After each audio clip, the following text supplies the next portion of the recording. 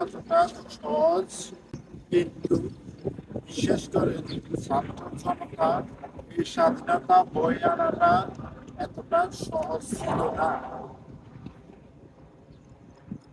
পুলিশের গুলিতে আমাদের দরজা বন্ধ করে যতটা সহজ ছিল,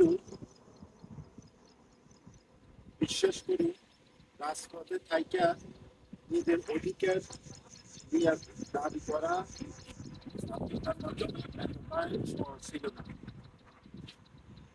তাই এই স্বাধীনতা নির্দিষ্ট দলের নয়।